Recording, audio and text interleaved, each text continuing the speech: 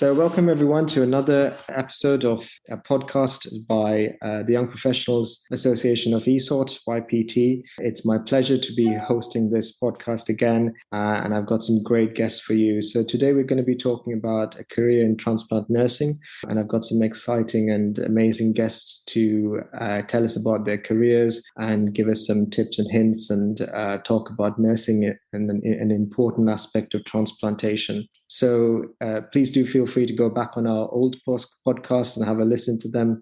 So without too much of a delay, I'm going to introduce our guests. First of all, we've got Professor Anna Forsberg, who's currently the chair of the Allied Health Professionals Subcommittee of ESOT. She's been a registered nurse since 1991 and really had a clinical career in Gothenburg in Sweden. She's been involved with organ donation and transplantation from a training and a research perspective for many decades now. She did a thesis in health-related quality of life and coping after liver transplantation at the University of Gothenburg in 2001 and has been actively involved in research since then.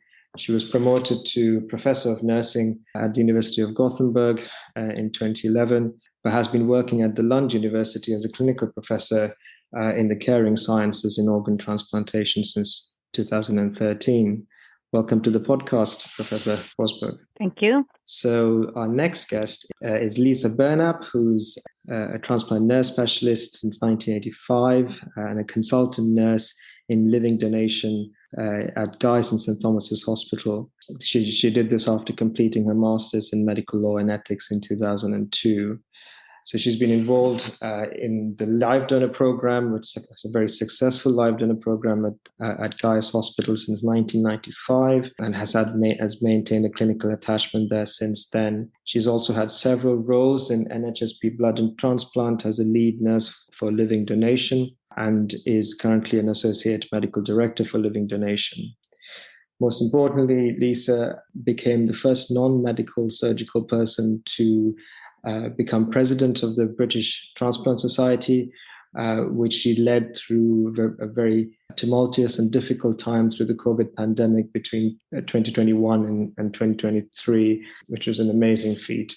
And so we're very honored to have you, Lisa, on the podcast. Welcome. Thank you very much. Delighted to be here. And then finally, we've got Anna Brandmark, who's a registered nurse since 2011, again from Gothenburg, Sweden. She is currently a transplant coordinator in living and visceral transplantation, involved in patient education for all solid organ transplants. She's particularly interested in young adult patients and pediatric transplants as well. She's done a master's in specialist nursing at Gothenburg University and is currently enrolled in a PhD looking at the art and science of adaptation after liver and visceral transplantation. Anna, thank you for joining us. And I should say Anna is also a member of the education committee of ESOT as well. Thanks, Anna, for joining us and helping us to put together this podcast. Thank you very much for inviting me. It's great. So we've got a lot to discuss, and I'm going to rely on the expertise, the transplant nursing expertise of my friends and colleagues here to deliver this podcast. So first of all, I'd like to talk about each of you and how you got into transplant nursing and what made you stay in transplant nursing, what inspired you. Perhaps if we start with Lisa. Thank you. Well, actually, I was wedded to the idea of becoming a midwife until I worked as a student nurse on the transplant nephrology ward at Guy's Hospital during my training. And it was an interesting time, actually, because I said I'd like to work on this ward because everybody said it was a very challenging place to work, but that actually the experience was great. And I thought, well, I know nothing about kidneys, so that's what I'll do. And I got the placement there and then realized that actually this was a really, really special place to work. And for me, it was It was several things, but it was about that long-term relationship that you establish with patients who have a chronic condition. And at that time, the ward had everything from acute renal failure to transplantation. So you really saw the whole gamut of their experience.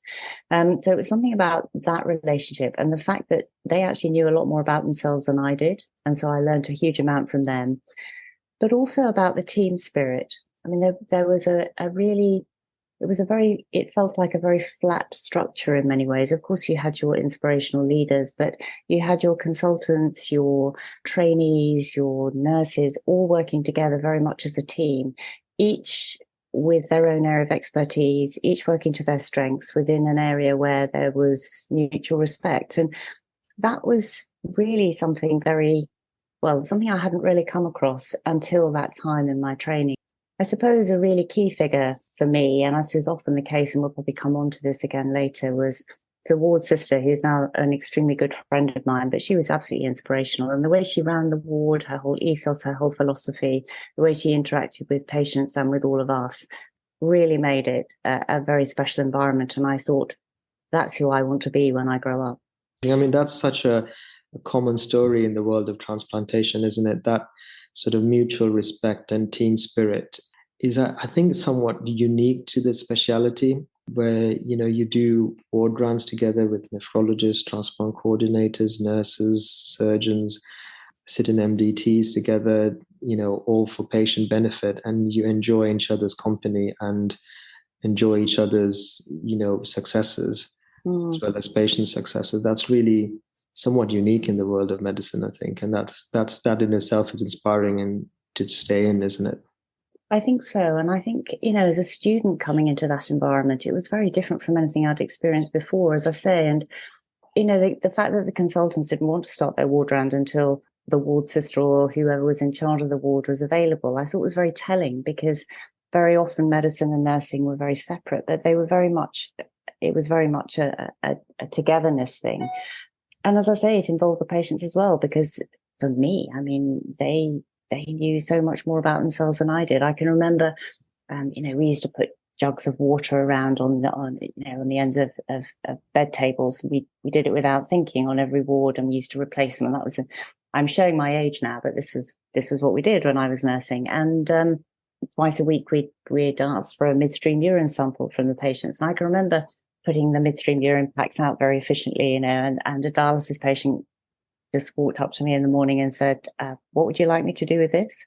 And of course, he was anuric. And, I've never forgotten that. I've never forgotten that moment. And I mean, there were lots of things like that, lots of illustrations like that. I suppose that probably the real moment for me, in fact, was I'd completed my placement on that particular ward and really knew that was where I hoped to work when I qualified, and was fortunate enough to be appointed to a staff nurse position. And I remember it was almost within the first week of my appointment. There was a transplant happening, went down to theatre, and at that time there was a medical student assisting. I mean, you probably wouldn't see that so much now, but certainly not in the UK. And the medical student felt a bit woozy. And I remember the surgeon, and he was quite a character in himself. He looked around the theatre and literally his eyes settled on me, and he said, "And what are you doing?" And I said, "Well, I'm observing." And he said, "Not anymore, you're not." So I scrubbed, and I said, "Okay, but you have to point, and tell me where retractors are and things." And he and he did that. And really, I suppose a real moment for me, and I've described this before, is he'd done the anastomosis and he put the kidney in he said, hold this virtually, you put the kidney in my hand and release the vascular clamps, and this sort of stream of urine came out. And it was just a moment that I've never forgotten, and I never will forget. And I think you realize how you're really giving life in a way that is very special in transplantation. That was my transplant moment, I call it. But yeah, that's amazing. I mean, you touched on two really important things there. One is mentorship from the ward sister, and two is the involvement that surgeon gave you, that experience that surgeon gave you to then inspire you to stay in that field. And we'll come back to those two concepts a little bit when we talk about recruitment, perhaps. So thank you, Lisa. So can I ask Professor Forsberg what got you into transplantation? Yeah, well, I didn't actually apply for transplantation. I was more I was in general surgery, and I was assigned to job at the transplant unit because there was a shortage of nurses in 1994. I didn't know that much about it, but I went to it was the abdominal transplant program. So I worked with kidney, liver, and pancreas recipients. One day I went down to the ICU to bring back my first liver recipient, a woman, to the ward for post-transplant recovery. Mm-hmm. And I looked into her eyes and I was immediately hooked. The thing is that I got to know her and her family quite well. And I followed her and her family for 20 years.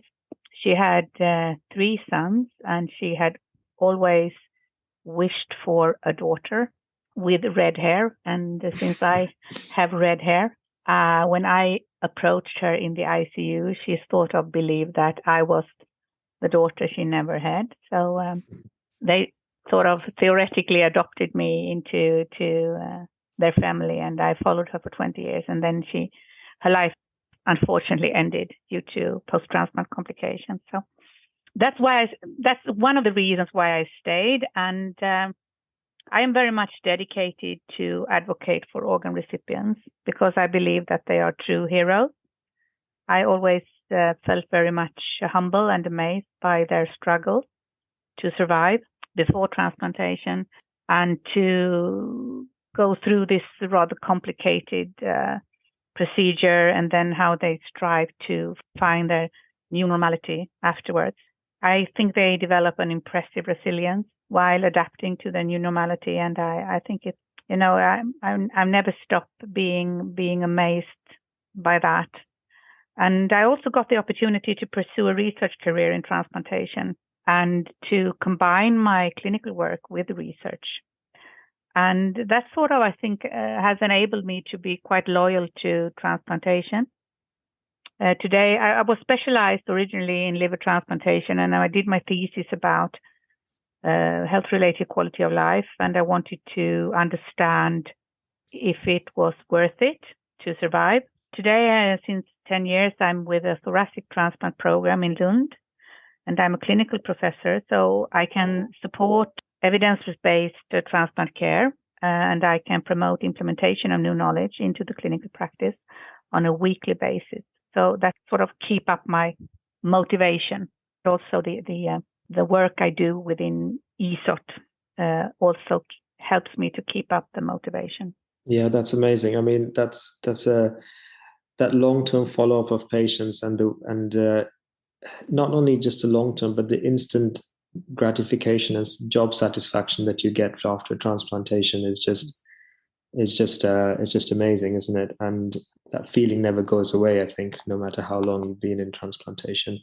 And then having some interest outside transplantations, not outside, but related to transplantation, whether it's research or education. As you said, you used an interesting word there, kept you loyal to the field. That's an interesting way of looking at it, and because I guess that adds another element to your work, doesn't it? And it, in fact, has a translational element to your work. Yeah, and I think it's very much about commitment. And there is something with the area of transplantation that wants you to stay committed for a very long time. As Lisa mentioned, it's lifelong relationships with the patients, and it's sort of, it's an area where things develop very fast, new technology, but also new medication and new challenges to the patients. And I think it sort of fosters the commitment, the lifelong commitment that keeps you motivated. Thank you very much for that, Prof. So we'll move on to Anna Brandmark, who's after those two titans in transplant nursing, with one of our more recent entries into transplant nursing. What got you into transplant nursing? For me, it was a complete coincidence in the beginning. I was in nursing school and I was looking for somewhere to work during the summers and weekends as a nurse's assistant. And I went on the website for the university hospital and I just sent in a form and got matched with the transplant units, where I started working as a nurse's assistant. And yeah, I just kept on there when I graduated. It felt safe to continue at a place that I knew, and I knew my colleagues, and I knew that it was a good sort of place for me to start. And the transplant ward in Gothenburg, I think, is quite unique because we care for all solid organ recipients, and so as a new nurse, it was extremely rewarding to collaborate with all the different doctors, the lung doctors, the cardiologists, the surgeons. We had them all in the same ward. But then, to be honest, I wasn't very loyal because I actually quit. I felt the need to see something else after a few years, and I started working at a outpatient clinic for people suffering from chronic pain, which was also very rewarding.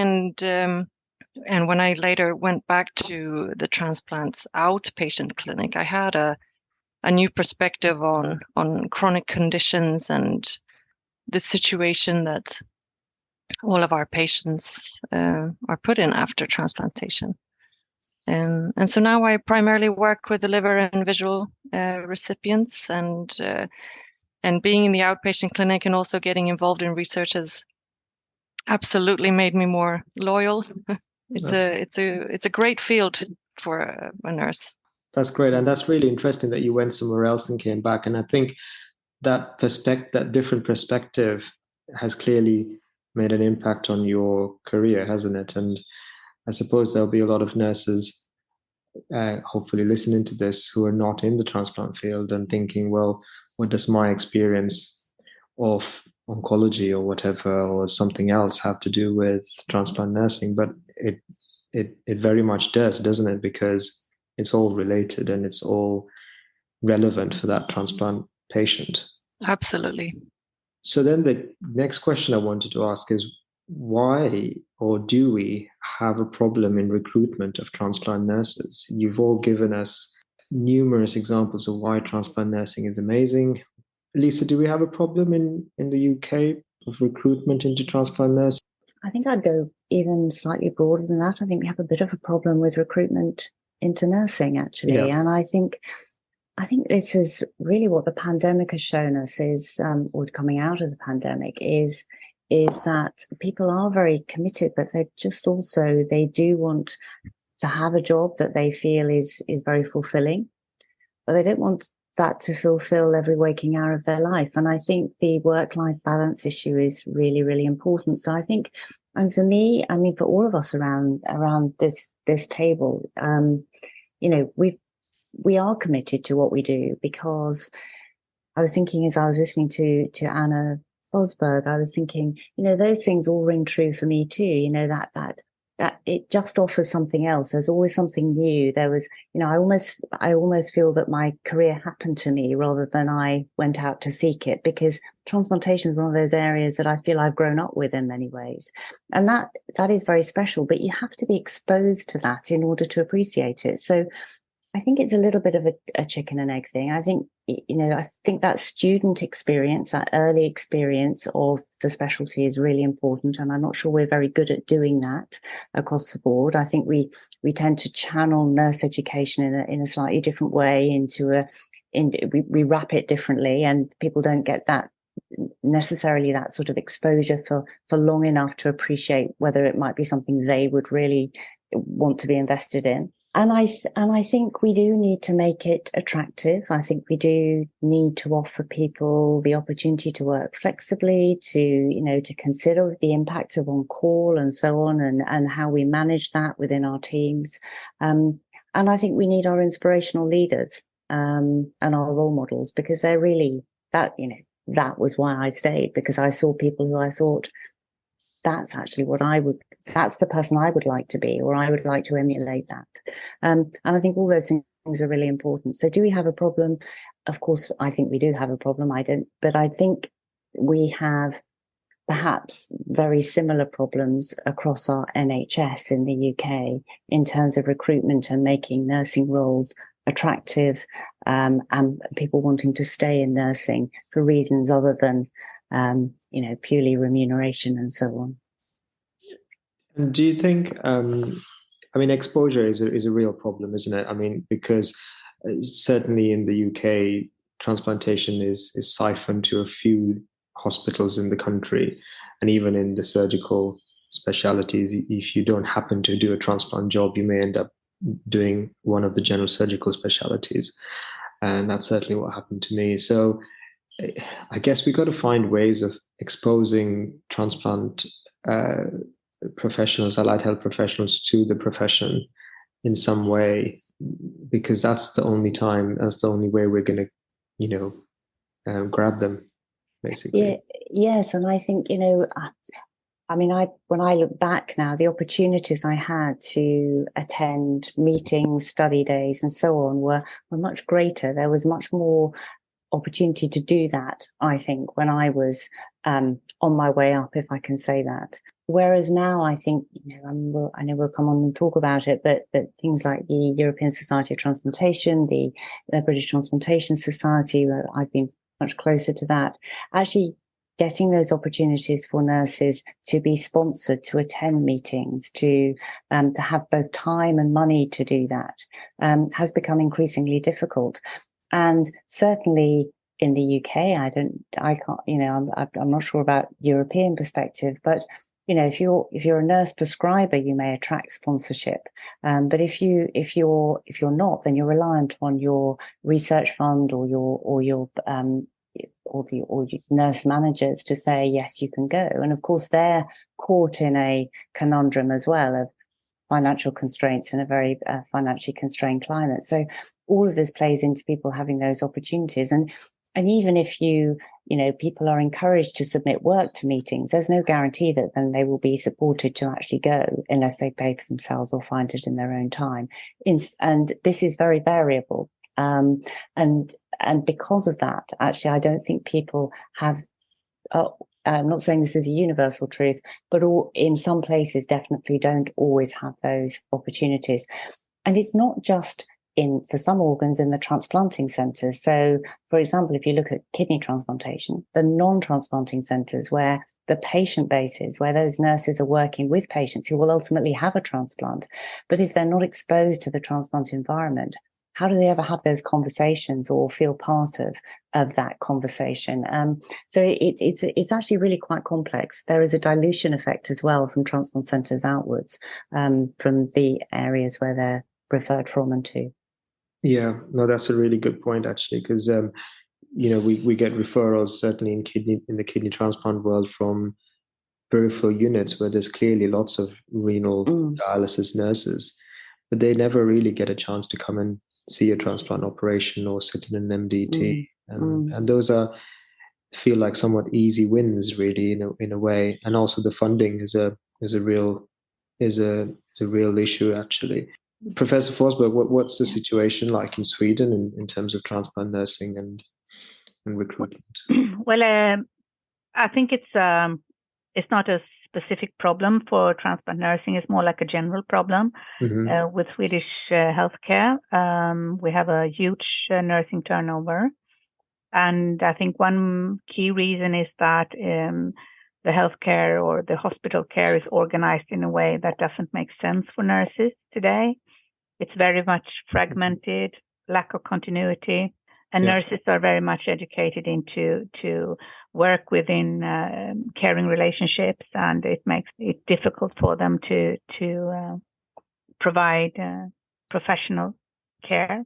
But in addition to what Lisa mentioned, because I agree with her in her analysis, but I also think actually, and I want to emphasize the importance of exposure, and what we have done in Lund is in the nursing program in Lund, we have this mandatory day in their third year where we talk about organ donation and organ transplantation for a whole day.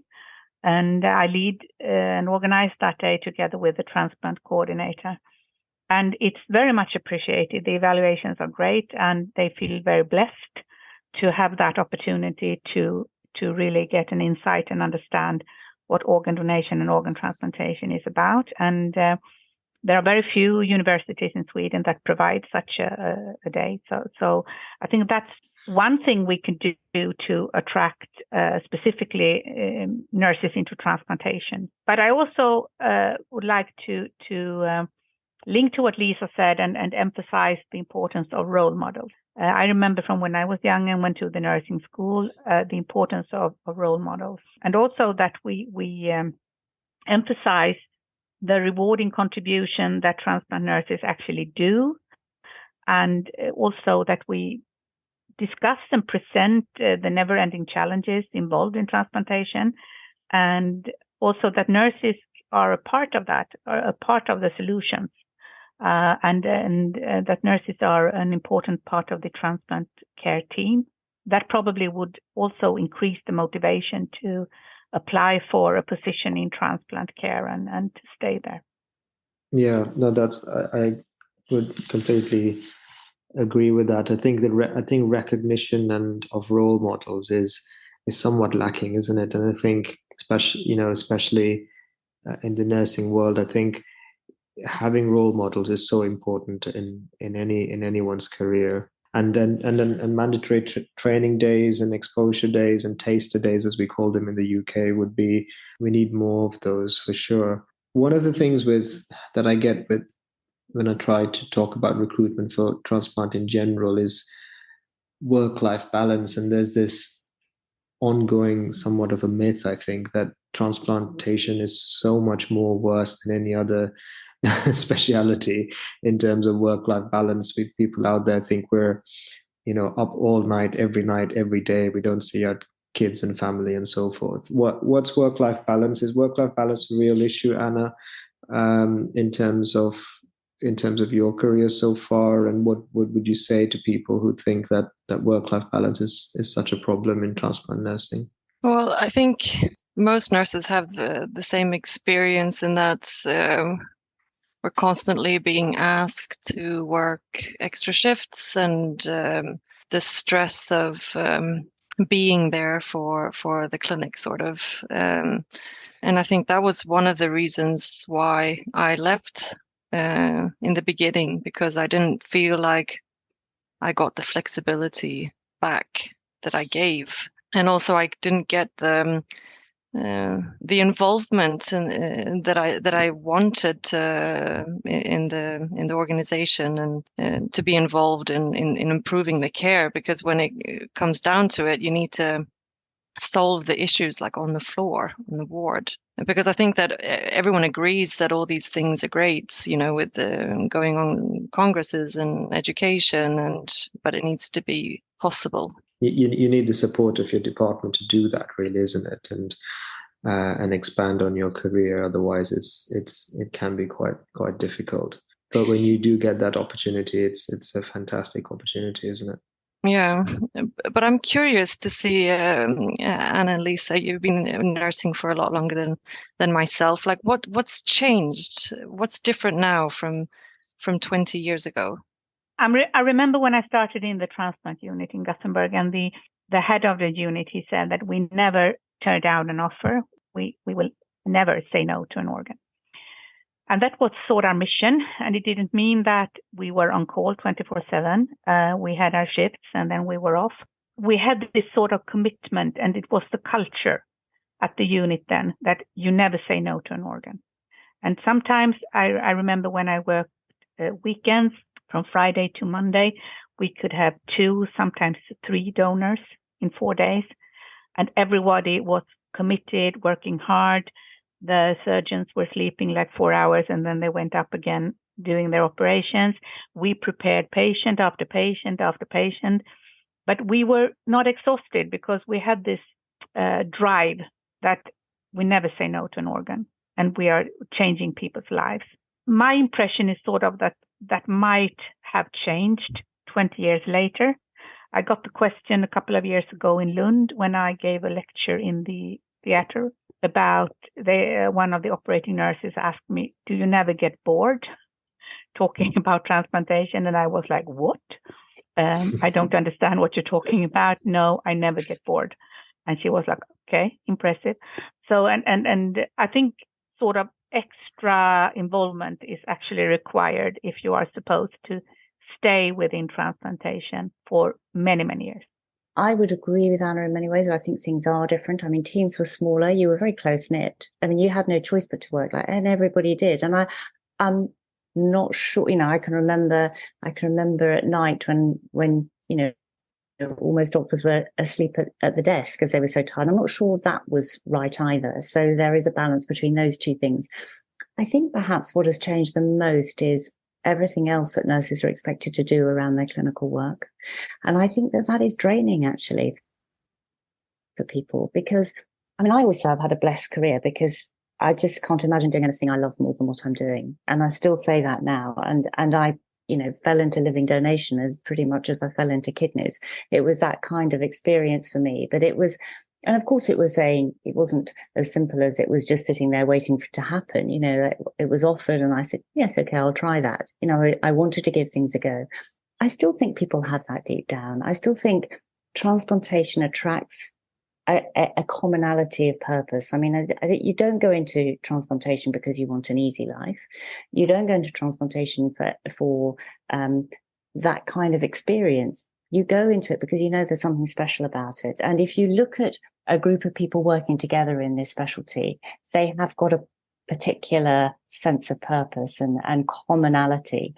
I remember a diabetologist, doesn't matter who it was, but a diabetologist came to one of our transplant meetings in the UK, and he said, our meetings aren't like this. And you sort of feel proud to be part of something. And I suppose that's how I've always felt, proud to be part of something I believe in, that is really good for patients. There's nothing that sort of, when all the management stuff was getting me down in the days when I did the management bit, and I'd go onto the ward and Dilan referred to it earlier, and you'd see that patient transplanted. For me, it was, they'd had a living kidney donor, the transplant, the day before, and they were walking down the ward and their cheeks were pink and they had the catheter bow swinging, and you thought, actually, that's what gets me out of bed in the morning, and it still does.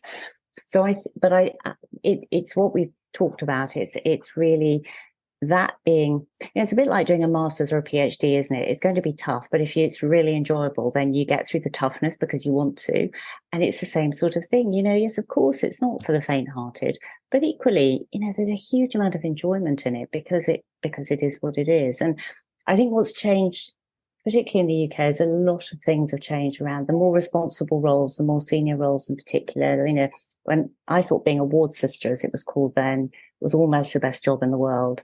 And I think it's a very difficult job to do now, actually, really difficult. And with far fewer staff than we had, I believe, in the day than when I was doing it. I don't think I'm looking through it with rose-tinted specs. Some of it will be, of course, but there are differences. And I think, Lisa and I was like pioneers in the field. I've always been the youngest and the first. I started my PhD career when I was 26, which was extremely unusual. I was the youngest nurse at that time, defending thesis in Sweden. And Lisa has been a pioneer as long as I knew her. So I think we sort of have that driving force, because we were pioneers, and we felt a responsibility in that role to be role models and to invest, show younger nurses that if you want to play, you pay. You sort of need to invest in order to also be able to experience all the extraordinary things that happen within transplantation and donation. So probably there are few pioneers now. We are getting older and perhaps things are not that exciting anymore.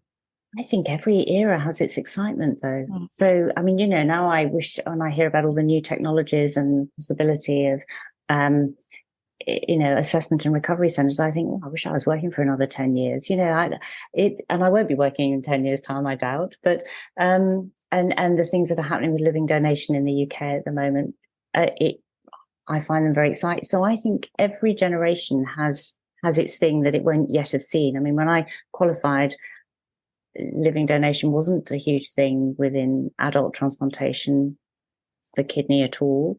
It was happening. But the thought of having a consultant nurse position in living donation at that time would have been unthinkable, because they'd say, well, what would that person do? But that job happened because it evolved. And I think every generation will have that. But I absolutely take Anna's point. I think we were particularly lucky that we had that opportunity, as I say, to grow up with what we were doing, to actually be at the forefront of something because it was just happening with you, alongside you. And I think if you can find that thing that is your hook, you talked about getting hooked, Anna, and other Anna, and I think it is that hook, isn't it? It's something that hooks us in. What hooks your interest?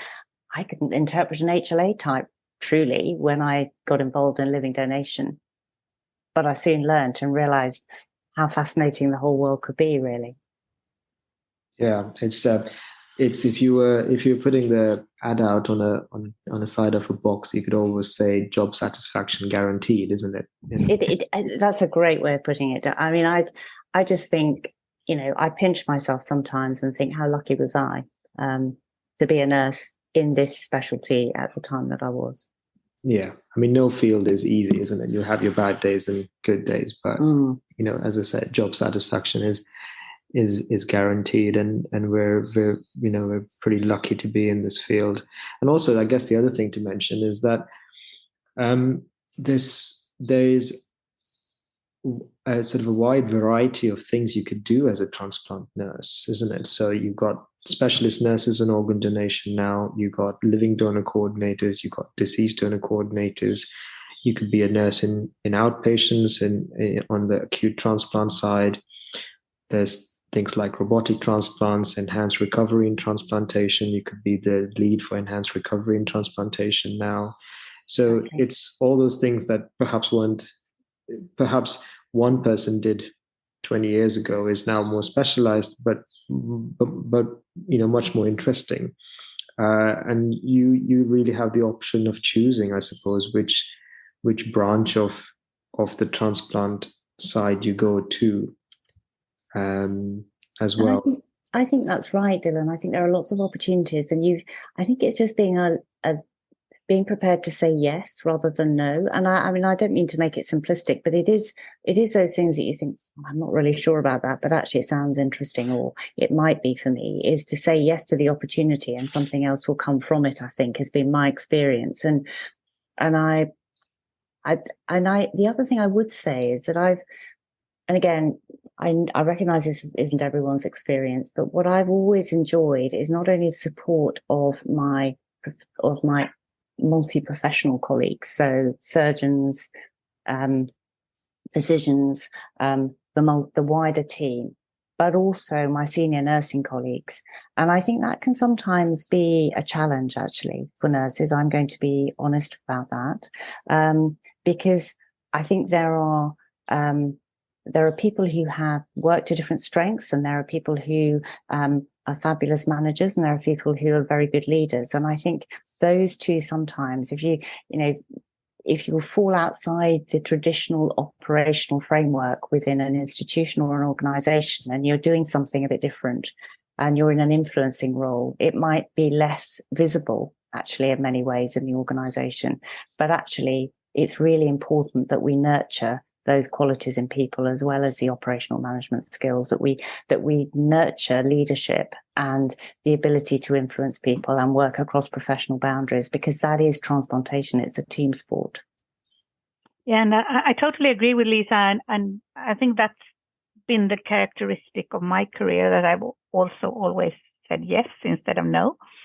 But when you are sort of going out of the regular career path for nurses, it's quite difficult. And I think that's a challenge within nursing more than for surgeons or physicians, where it is more expected that you may sort of make a research career, for example. And to me, I want to be honest that since I've always been the youngest and the first, it has been a quite lonely journey to pursue this academic career. And I'm the only professor in transplant care in Europe, which of course offers great opportunities. But also, I have sort of learned to adapt to the fact that it is a lonely path. And if I should provide any advice to younger nurses who want to pursue an academic career, I think it's important to get a network. as soon as possible with transplant nursing researchers in your own country and in Europe. And because we are rather few, and you really need your network. And on the ESOT website, for example, we have listed the prominent nursing researchers in Europe because we want to enable contact and networking. So it's if you are a nurse who are interested in research, you can look at the website and you can see the faces of the nurses in Europe who are doing research, and hopefully you can get inspired and also find the courage to contact some of us. Yeah, thank you for bringing that up. I mean, that's something I wanted to touch on. And,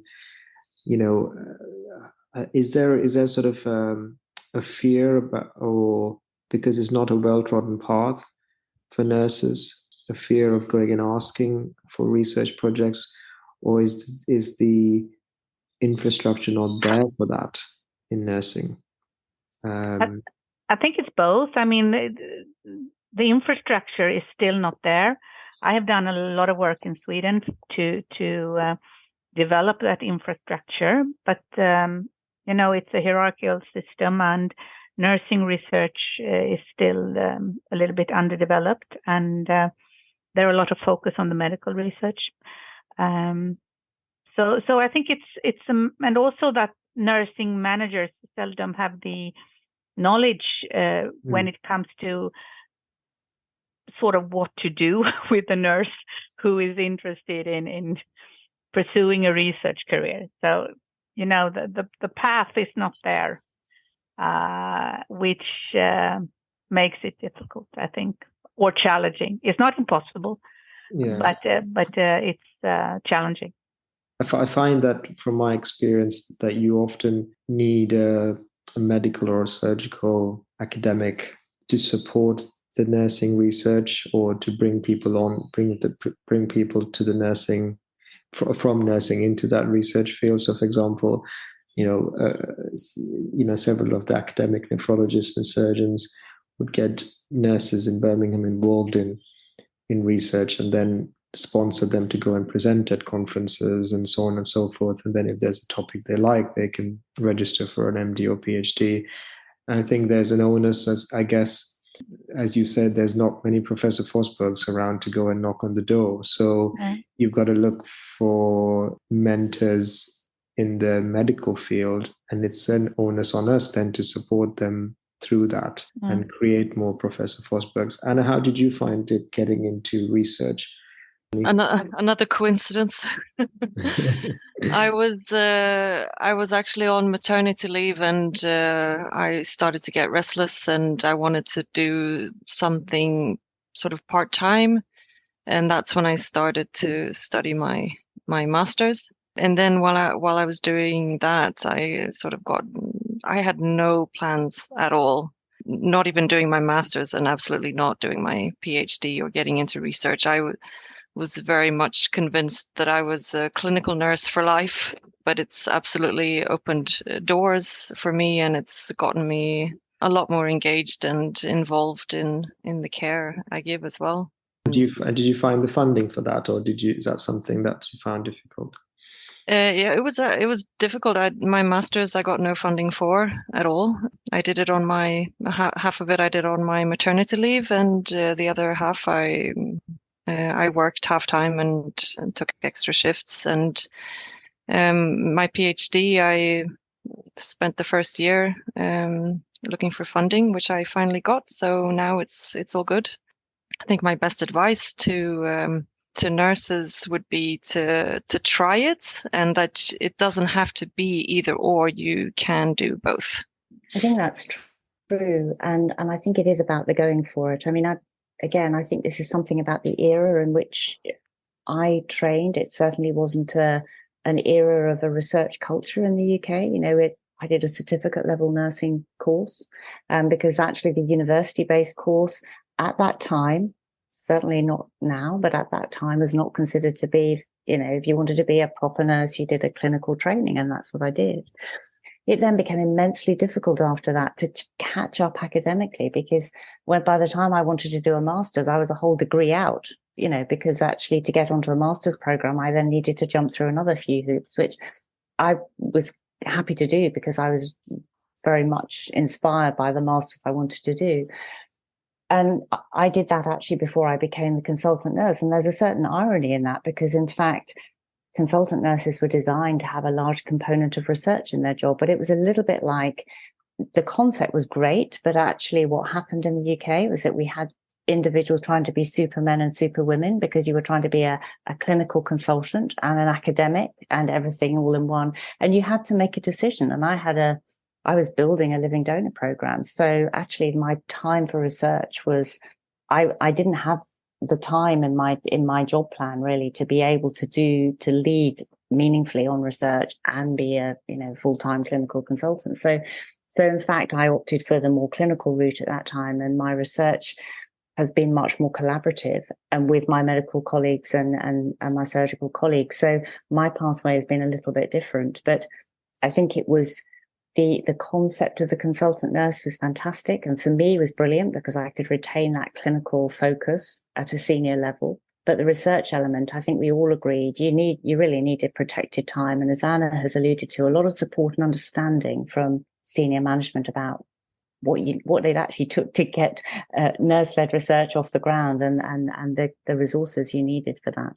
Although you say you've been very clinical, when I looked you up on PubMed, you do have a fair few publications. And so that sort of signifies your involvement in research as in clinical research, isn't it? And there's no reason why nursing staff cannot be involved. And you don't have to go in with the mindset of, I have to get a PhD out of this. There is the clinical research that you can keep doing. And if it so happens that one of the clinical projects has a wider element to it that can lead on to a PhD, that's when you then take the next step from there. Yes. If you want to, as all of you've said, you've got to say yes to even the smallest projects, because that then leads to a publication that then leads to further publications and a PhD perhaps. So you don't have to be labeled as an academic to do research. You can still do a lot of good work from a clinical perspective.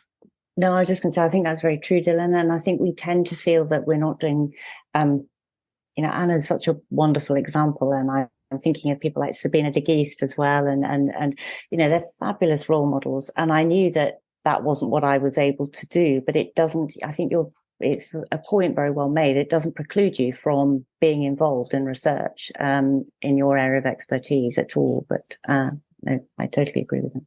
Sorry, Anna. No, just about role models. I forgot to mention that I ended up sitting next to Anna Forsberg at a local conference during lunch, which was also what inspired me. I mean, we had one lunch, and afterwards I pretty much had my PhD project on a napkin, and that was it. Yeah. So role models are obviously very important. That's sort of my modus operandi, a lot of theses have been planned and organized on napkins during lunches with different persons who want to pursue a research career. So I think my PhD was sort of also hashed out on a train on the back of a napkin with my supervisor for an hour. So that works. That's a well-trodden path.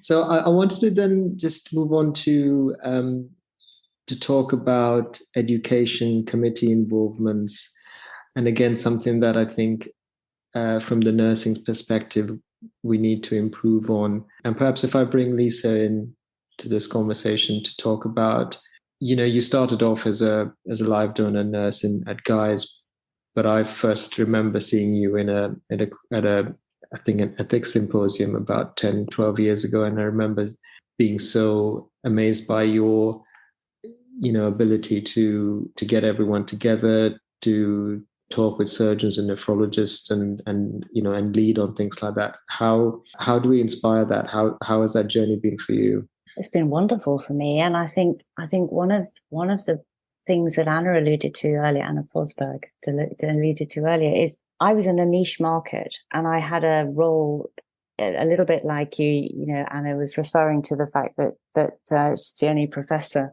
in Europe. I was the only consultant in the UK in transplantation for a while, and then in living donation. So that gave me a lot of opportunities, opened a lot of doors for me, because I found myself in meetings just by virtue of the fact that I had those two aspects. I was a consultant nurse, and that was new, and I worked in living donation. So my clinical networks were built very easily and actually without barriers, because I think transplantation is, I would go so far as to say, an area, a specialty where there are fewer barriers between professional groups. I mean, it didn't feel awkward to me to talk to my surgical and my physician colleagues on first name terms, because that was how they addressed me. And we were within a group doing the same sorts of things and so on. So I think I was hugely helped by the acceptance from my colleagues, as I said earlier. They were my network. They were, that was what allowed me to thrive in a way.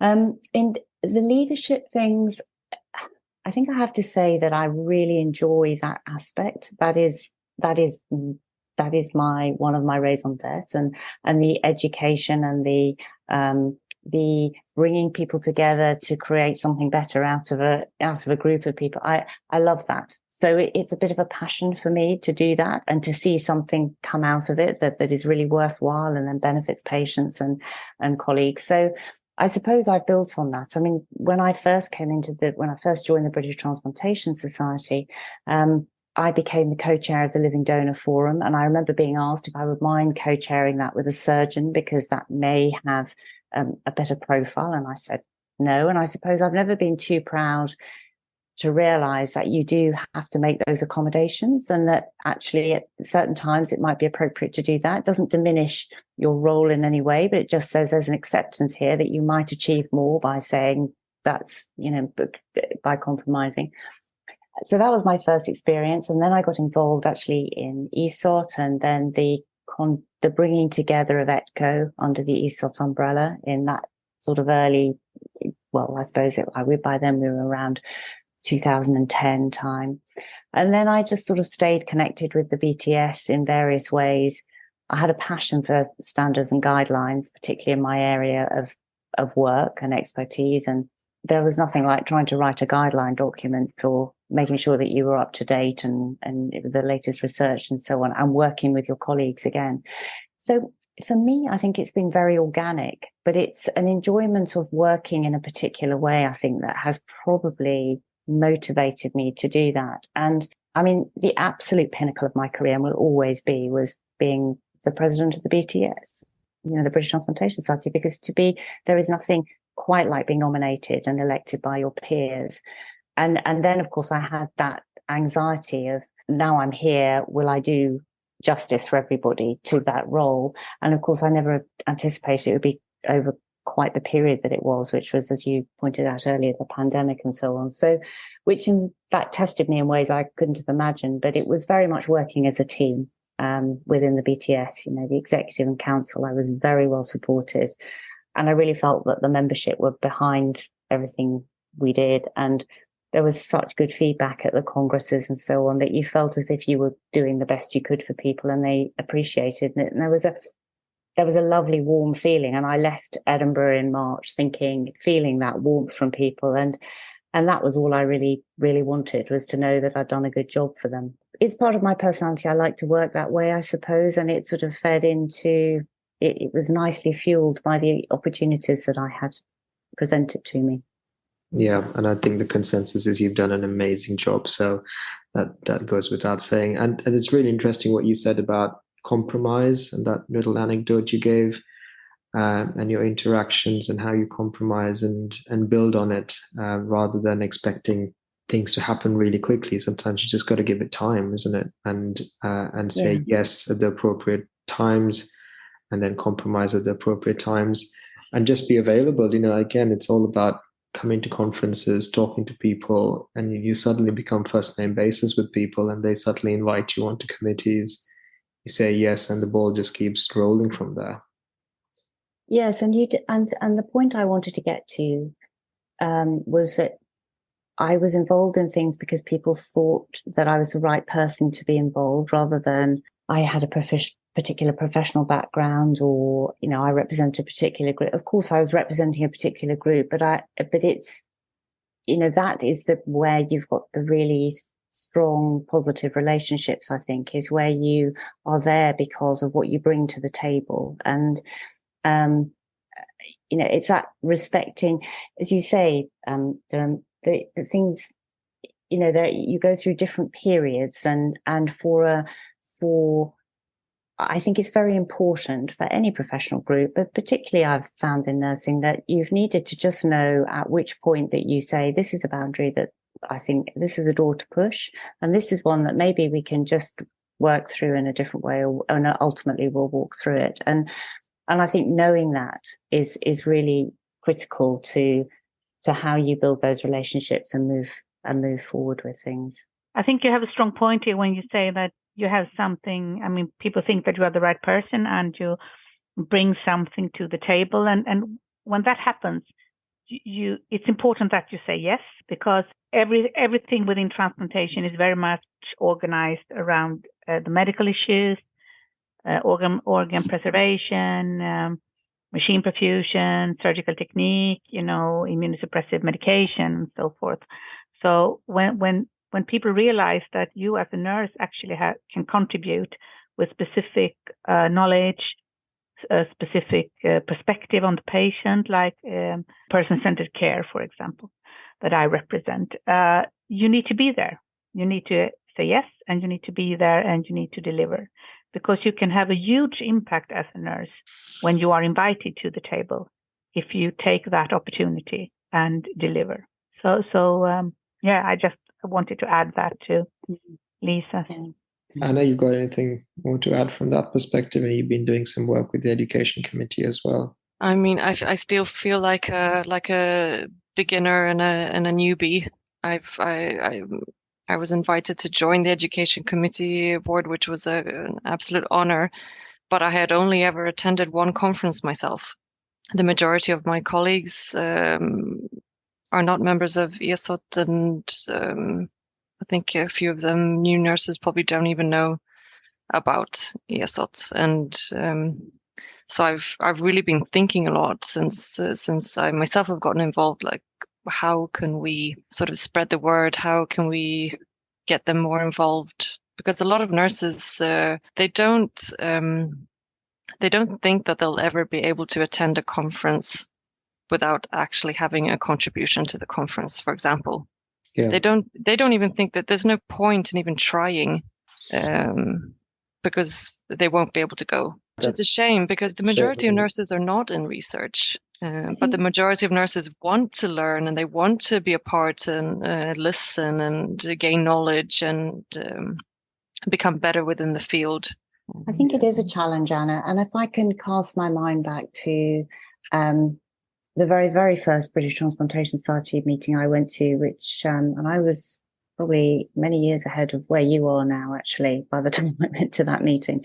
And I remember standing in the door of a room full of people thinking, I know nobody in this room, and I don't know how to get across this room. And then spotted somebody I knew in the distance. And at that time, there wasn't a nurse on the council at all. I was elected onto the council, and then it was in the time of John Forsyth, when he was the president of the British Transplantation Society, and then he subsequently became president of ESOT. But at that time, he then wanted to have a look at a review of the constituent parts of the British Transplantation Society, and we did a survey of nurses. And what we found from that is that actually the BTS positions itself in a certain place for nursing. I mean, that was at that time. It may be different now, but actually you're looking at nurses who are committed to organ donation and transplantation, who have an interest in the BTS. So they may not be the newly qualified nurse who may go to different kinds of meetings to get different kinds of experiences. And so I suppose part of it was helpful for me at that stage, which is perhaps the stage you're at now, is thinking about, okay, where's our audience? Where do we need to pitch to first? Because it may grow from that point, but actually, how can we get them involved? And then, even if they're not active researchers, that they submit a good idea that they've been working on, because they may get a poster in that meeting, or they may get, just something that allows them to contribute, even if they're not doing a master's or a PhD or an empirical piece of research. It's a big, and they buddy up with others too who are doing that, to give them the confidence to do that. We haven't got it sorted completely over here at all, but I do feel, and I like to think, that people through work that actually that my colleagues in the chapter of nurses in the BTS have done, particularly in recent years, they've begun to inspire that kind of following and that kind of confidence for nurses, allied health professionals, to think, actually, I can submit a paper that may get an oral presentation in the 6 of the best or whatever. It takes a while, but it's certainly more than possible. And I think that buddying, that mentoring is something that you can offer, because you've already talked about it today. Yeah, so well done for all of you for that culture change over the years, and for continuing to do that culture change. A lot of positives there. So I want to end this podcast by talking about a little bit about your personal work-life balance, and how you keep going despite this difficult work that we do. Perhaps if I start with Anna, what sort of hobbies and interests outside of work do you do? Anna Brandmark. Oh God, I really wish I had something exciting to say about this, but I'm very, very mainstream in terms of hobbies, and like exercise, cook, Sounds meet like friends and family. at home. Yeah, normal stuff. Professor Forsberg? Well, I'm not actually a role model at all when it comes to work-life balances. My research is sort of, it's a lifestyle. And I think that most of the persons knowing me think that I work too much. But I actually go to the gym 5 times a week. So that's sort of my hobby these days. Wow, that's amazing in itself. Because I realized that it's important to be strong, not only strong-minded, but also have a strong body. And because that gives me sort of, endurance also when it comes to work and other things. So I'm a gym person at the moment. And Lisa? Well, I'm just hoping that none of my friends and family listen to this podcast, because they're very much like Anna. I can relate completely. They would say, it is a lifestyle choice. So I do work hard, but because I love what I do. But it doesn't feel like hard work. And yeah, I do it because I want to, but that's not really the answer you're looking for, Dylan. I do have actually quite a lot of interests outside. It's just finding the time to squeeze them in. So I have family that extends in lots of directions, and they're a real joy to me, particularly the new additions to the family that keep coming, and I love that. I love spending time with them. I have absolutely fantastic friendship group who have stood by me through thick and thin all these years. So I'm very blessed. I love to be outside, and I gardening and anything outdoors. I don't go to the gym 5 times a week. That's made me feel very inadequate, Anna. But but I do try and do a bit of that, because actually exercise and cooking I find incredible. And cooking was something I discovered in COVID, was something you could do. And, because actually at the end of the day, you could kind of put a line in the sand and you could cook, and it was creative. So I enjoy being creative. I enjoy sewing, gardening, doing all those sorts of things. I dream of having time to do all the things I want to do other than my job. And one of these days I will make that happen. But for the moment, that's the balance, which may not sound like much of a balance. Thanks, Lisa. I didn't realize that was going to be the hardest question that I was going to ask you guys. You guys always wish you guys were in your flow and in your element for the last. So we've been talking for 1 hour and 3 minutes. Can you imagine that? It's meant to be a short, sharp podcast. It was really lovely to speak to Anna in this way. Both Annas actually in this way, and Anna B has taken me back to thinking about, actually, though, listening to you makes me realize that was in the same way I felt inspired. So in 20 years' time, we'll be listening to you doing a podcast. I'm quite sure of that. Well, thank you so much, all of you, for taking the time to do this and providing that inspiration. for hopefully a new generation of nurses. I hope you enjoyed your time on the podcast, and we look forward to being involved with you in your work with YPT in the future. So thank you again. And thank you everyone for listening to the podcast. As I say, please feel free to go and listen to the other podcasts and spread the word about these. The podcasts are available on Transplant Live through the ESOT website, as well as on Spotify. Thank you all. Thank you, Anna Brandmark, Professor Forsberg, Lisa Bernab again for joining us.